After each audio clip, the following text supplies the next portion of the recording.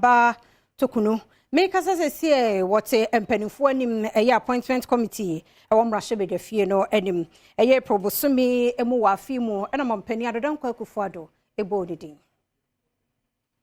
Nina na Adom Akufo-Addo ebo ma me Gertrude Torkonoo edin so meda o man yikwoto ba atan no odi tudwa se wotu sa na mon se de be ya ekwan a abeda ho e wo sa di bre no ho wo bra justice Kasee ni yabo a de ne dwumadi eto ho no obenye obi ahya na mu ma me Gertrude Torkonoo efri wi ni ba ye wo mfimfin mantam mu temrahye bedwam agini tumu a ono ne oba a obeto miensa a abebida o man yikwoto ba atan no ano abra ma me justice Wood ene ma me Sofa Yakufu mienu adi kan mampani na Adom Akufo-Addo edi kan abo mmarahyɛ badwafie Abambagwen amane se omomodin se obeye ntantam na watu anamo mmarahyɛbadwafo abobuo ne ho agina to mu se de beya obetumi ahye ne dwumadi ase.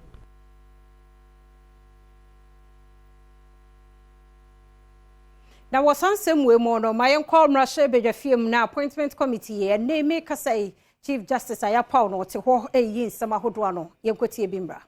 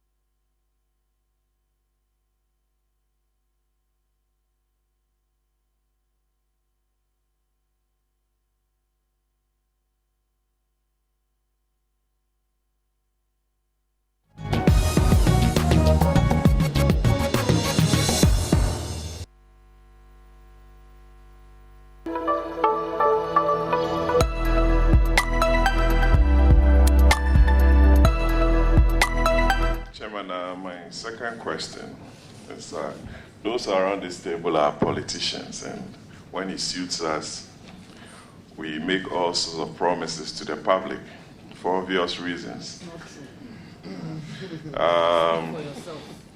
My lady, let me refer you to Chapter 8 of our Constitution.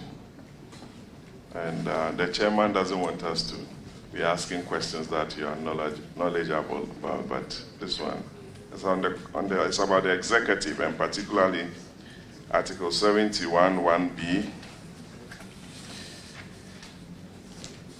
71(1)(b) for the benefit of our listening public. Okay, 71(1)(b). The salaries, the side note is determination of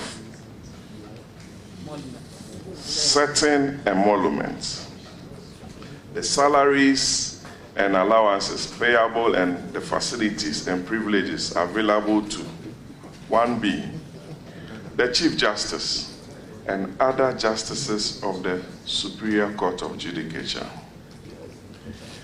I looked at Article 290 and found that this chapter is an entrenched provision of our Constitution.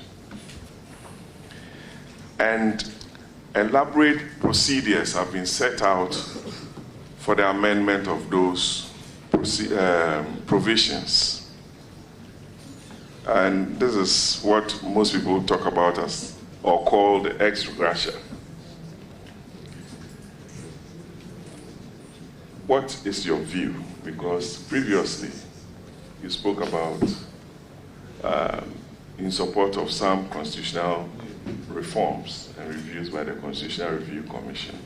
What is your take on this public debate on ex gratia? Thank you. Which affects your office and the office of other justices of the Superior Court.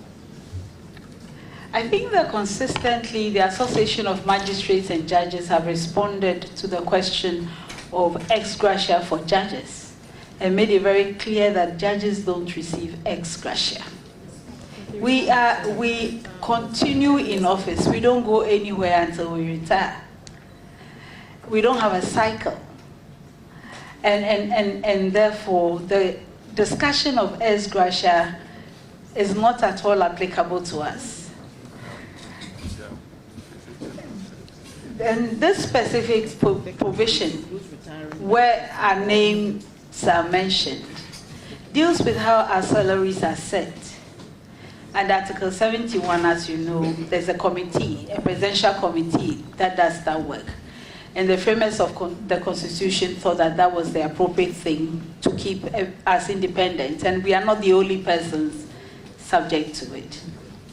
But you are right that this is an entrenched provision. And it can only be changed by very elaborate procedures. Thank you, my lady. My last question is on your CV. Hobbies. Watching movies. Obviously, Kuma Wood. And I'm sure you like Kuma Wood. Reading, writing, and evangelism. Evangelism. Evangelism. What is evangelism and what do you do? Do you have time to go out to preach the word of God with this?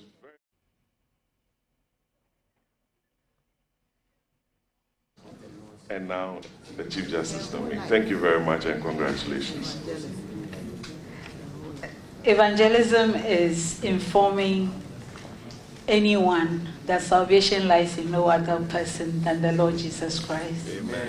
And that all have sinned and fall short of the glory of God. Amen.